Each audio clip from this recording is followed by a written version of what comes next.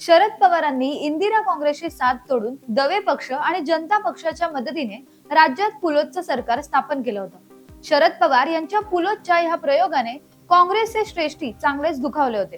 तिकडे केंद्रात जनता पक्षाचे सरकार जेमतेम 2 वर्ष टिकले आणि जनता पक्षाचं सरकार मोठ्या बहुमतात नव्हते, त्यामुळे सरकार कोसळलं गेलं। त्यानंतर झालेल्या निवडणुकीत पुन्हा इंदिरा गांधी यांचं काँग्रेस सरकार सत्तेत आलं आणि इंदिरा गांधी पंतप्रधान झाल्या होत्या। पंतप्रधानांची सूत्रे हाती घेताच इंदिरा गांधींनी पहिले काम केले, महाराष्ट्रातील पुलोदचं सरकार बरखास्त करून राष्ट्रपती राजवट लागू केली। संयुक्त महाराष्ट्राच्या स्थापनेच्या 20 वर्षात पहिल्यांदाच राष्ट्रपती राजवट लागू झाली।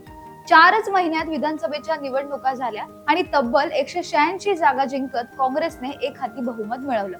पण प्रश्न उपस्थित झाला की मुख्यमंत्री कोणाला करायचे।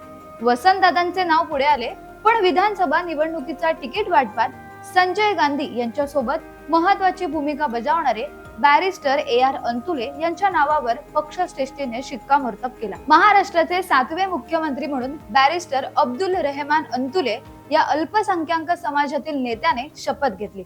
नमस्कार, मी गौरी बाईकर, मुंबई आउटलुक मध्ये आपलं सर्वांचं स्वागत आहे। बॅरिस्टर अंतुले ते तसे महाराष्ट्राच्या राजकारणात आघाडीचे नाव नव्हतं।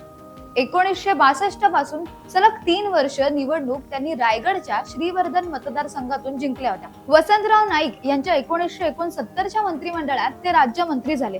वास्तविक त्यावेळी राज्य मंत्रिमंडळात राज्यमंत्री ऐवजी उपमंत्री हे पद होतं, पण वसंतराव नाईक यांनी बॅरिस्टर अंतुले, अभिनेत्री स्मिता पाटील यांचे वडील शिवाजी गिरधर पाटील, एकनाथ बुवा निंबाळकर यांच्यासाठी राज्यमंत्री हे पद निर्माण केलं। 1957च्या निवडणुकीत अंतुले संयुक्त महाराष्ट्र समितीचे उमेदवार सुबर नाना टिपणीस यांच्याकडून पराभूत झाले होते। तरीही सीमा प्रश्नावर जेव्हा लढा देण्याची वेळ आली, तेव्हा अंतुले यांनी संयुक्त महाराष्ट्राच्या बाजूने एक वकील या नात्याने जोरकसपणे बाजू मांडली। सीमा प्रश्नांबाबत नेमलेल्या न्यायमूर्ती महाजन आयोगाने कर्नाटकाच्या बाजूने एकतर्फी अहवाल दिला होता। त्याला अंतुले यांनी महाजन रिपोर्ट ॲडव्होकेट या पुस्तकातून जोरदार प्रत्युत्तर दिलं। हे पुस्तक अंतुले यांना संपूर्ण महाराष्ट्रात मान्यता मिळवून देण्यास कारणीभूत ठरले। अंतुले यांना 1975च्या राज्य मंत्रिमंडळातून शंकरराव चव्हाण यांनी वगळले, पण अंतुले यांचे इंदिरा गांधी, संजय गांधी यांच्याशी थेट संबंध असल्याने इंदिरा गांधी यांनी त्यांना राज्यसभेची उमेदवारी देत केंद्रीय राजकारणात उभं केले। शिवाय त्यांच्यावर काँग्रेसच्या राष्ट्रीय सरचिटणीस पदाची जबाबदारीही सोपवण्यात आली। 1975 ते 80 अशी 5 वर्ष अंतुले दिल्लीत होते। या काळात काँग्रेस विरोधी बाकावर होती। आणीबाणीनंतर इंदिरा गांधी यांच्या वतीने संसदेत 4 नेते लढत होते। लोकसभेत वसंत साठे, CM स्टीफन, तर राज्यसभेत कल्पनाथ राय आणि बॅरिस्टर AR अंतुले। 1980 ला महाराष्ट्र विधानसभेच्या निवडणुका जाहीर झाल्या। या निवडणुकीत संजय गांधी आणि अंतुले यांच्या सल्ल्यानेच काँग्रेसची बहुतेक तिकीटं वाटली गेली। या निवडणुकीत काँग्रेसने तब्बल 186 जागा जिंकत स्पष्ट बहुमत मिळवलं। पण प्रश्न होता की मुख्यमंत्री कोणाला करायचं। वसंतदादा पाटील हे आणीबाणीच्या काळात इंदिरा गांधी यांच्या विरोधात स्थापन झालेल्या अर्ज काँग्रेसमध्ये होते। 1979 ला ते काँग्रेसमध्ये परतले आणि याच वर्षी झालेल्या लोकसभा निवडणुकीत ते सांगली मतदारसंघातून निवडून दिल्लीत गेले।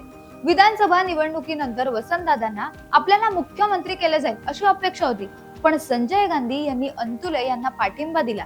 तरीही अंतुले यांना मुख्यमंत्री करू नये म्हणून वसंतदादा आमदारांचे शिष्टमंडळ घेऊन इंदिरा गांधी यांना भेटले।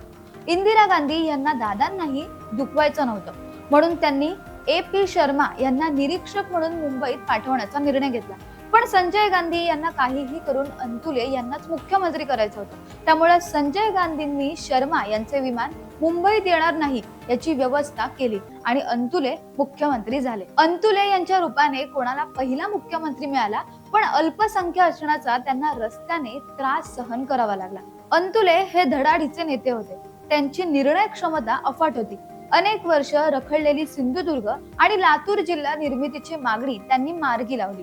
अंतुले त्यांना राजकारणात संजय गांधी यांचा मोठा आधार होता, पण मुख्यमंत्री झाल्यावर 15 दिवसातच संजय गांधी यांचे अपघाती निधन झाले। अंतुले यांच्यासाठी हा खूप मोठा धक्का होता। त्यातून सावरत अंतुले यांनी निराधारांना जगण्यासाठी आधार ठरवलेली निराधार योजना सुरू केली। याला संजय गांधी यांचं नाव दिलं। आज संजय गांधी निराधार योजना राज्यातील लाखो निराधारांसाठी महत्त्वाची ठरली। राज्यात शेतकऱ्यांना पहिल्यांदा कर्जमाफी ही अंतुले यांनीच दिली। कोरडवाहू शेतकऱ्यांचे 50 कोटी रुपयांचे कर्ज अंतुले यांनी माफ केले. अंतुले यांनी राज्यात स्वातंत्र्य सैनिकांची 800 स्मारके उभारली. पोलिसांचा निळी हाफ पॅन्टचा गणवेश बदलून अंतुले यांनी त्यांना फुल पॅन्ट दिली. अंतुले यांना अल्प कारकीर्द लाभली, पण त्यांनी ती पूर्णपणे गाजवली. अंतुलेंच्या कार्यकाळात महाराष्ट्रात 2 पोटनिवडणुका झाल्या.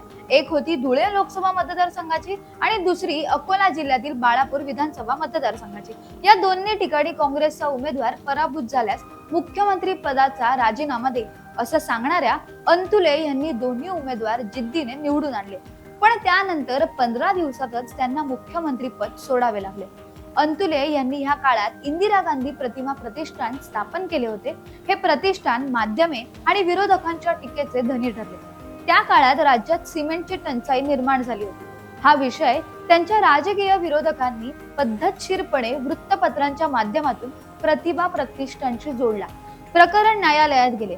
न्यायालयाने अंतुले यांच्या विरोधात निर्णय दिल्याने 12 जानेवारी 1982 ला अंतुले मुख्यमंत्री पदावरून पायउतार झाले आणि एका झंझावाती राजकीय कारकिर्दीला पूर्णविराम मिळाला.